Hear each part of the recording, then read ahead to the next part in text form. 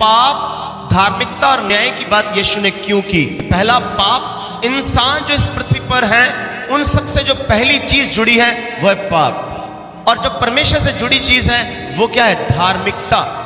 और तीसरा, न्याय। जो पाप में जीवन बिताएंगे उनका एक दिन न्याय होने वाला है, और जो पाप से बचाए जाएंगे, एक क्षमा किए जाएंगे, वो धार्मिकता में प्रवेश करेंगे, न्याय से बच जाएंगे। पाप इंसानों से जुड़ा है और धार्मिकता खुदावंद से जुड़ी है, और न्याय पापियों के लिए एक सजा है और न्याय धार्मिक लोगों के लिए एक ब्लेसिंग है, उनके लिए रिवॉर्ड है। पाप के विषय में इसलिए सबसे बड़ा पाप इस पृथ्वी पर, अगर पूरी मानव जाति, पूरे इंसानों के जीवन में सबसे बड़ा जो पाप है वो यीशु पर विश्वास नहीं कर रहे। संसार का हर वो इंसान जो यीशु पर विश्वास नहीं करता वो पापी है।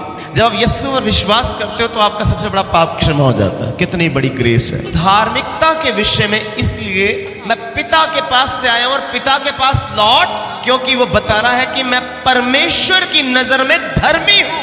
धार्मिकता मेरे अंदर है, क्योंकि मैं पिता के पास जाता हूं तो पिता के पास वही जा सकता है जिसके पास धार्मिकता का सर्टिफिकेट है। मुझे धार्मिकता सौंपी है और पिता ने ये कंफर्म कर दिया, ये सुनिश्चित, ये पक्का कर दिया, ये सर्टिफाइड कर दिया कि ये बेटा मेरा जो है यीशु नासरी, ये धार्मिकता पाया हुआ धर्मी है। और न्याय के विषय में इसलिए संसार का सरदार दोषी ठहराया जा चुका है।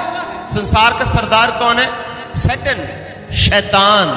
शैतान को दोषी ठहराया जा चुका है। कलवरी क्रूस पर यीशु ने शैतान को हरा दिया, उसे डिफीट कर दिया। कलवरी क्रूस पर, गोलगोता पहाड़ पर जब यीशु को क्रूस पर सलीबी मौत दी गई तो यीशु मसीह ने वहां पर शैतान को डिफीट किया, उसे पराजित किया, उसे हरा दिया।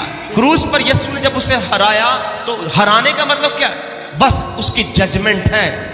शैतान को खुदावंद ने जजमेंट में लेकर एक दिन नाश कर देना, उस आग की झील में खुदावंद ने उस शैतान को डाल देना है। यीशु पर विश्वास करके पाप से बचा जा सकता है, यीशु के साथ चलकर उसकी धार्मिकता रिसीव की जा सकती है। और अगर आप यीशु पर विश्वास नहीं करते, यीशु के साथ नहीं चलते, तो जैसे शैतान को दोषी ठहराया जा चुका है, ऐसे आपको भी दोषी ठहराया जाएगा।